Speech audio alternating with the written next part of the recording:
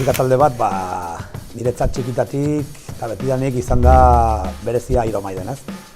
Zen lehenengo taldea ezagutu nuela pixkat rock munduan, eta betira bezango da.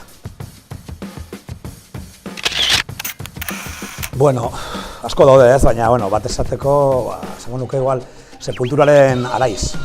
Izan zen lehenengo kaseta erosi nuena, eta oroitzapen on asko gartzen dizkit, orduan horrekin gertuko naiz.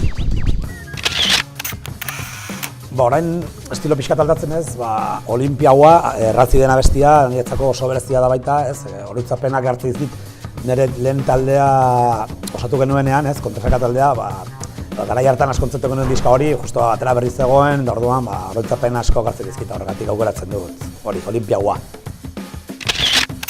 Bueno, letra asko daude honak ez, batez ere euskal taldeetan, ez, o estatuko taldeetan, identifikatzen garenak ez, baina, ni gogotan asko dut Lapoiaren Europa ez. Batez ere orain dagoen egora ikusten ez, gogor gartzen dizkit horrelako gauza.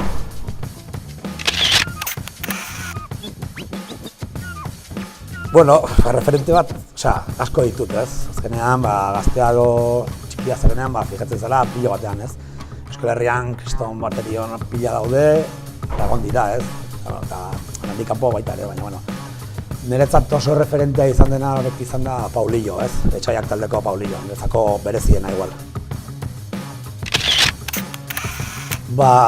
Ez dakit, gehien bat, bai dakit, gehien bat plataforma digitaletan, ez?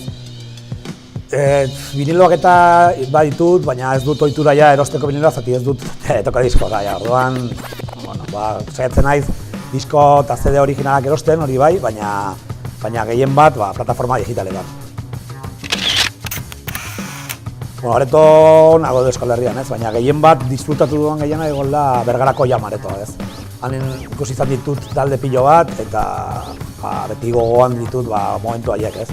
Zen sala ez zen sala erraldoi bat, baina ikusteko posizio guztietatik ondo ikusten zen, eta soinu aldetik ere oso esentea zen, ez? Horregatik, gustora sentitzen naizen sala bat hori da.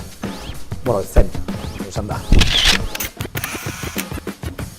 Talde hori zaila da, ez? Azkenean, momentu bakoitzak bere kontzertua ditu eta bere historiak, ez?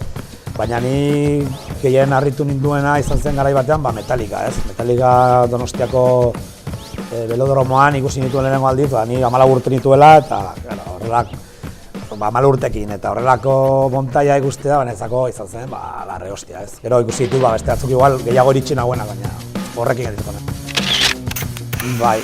Kasetea ez du gogoan ziur zeitzen, baina viniloa goratzen ez oso ondo izan zela Iron Maidenen Power Race diska, ez?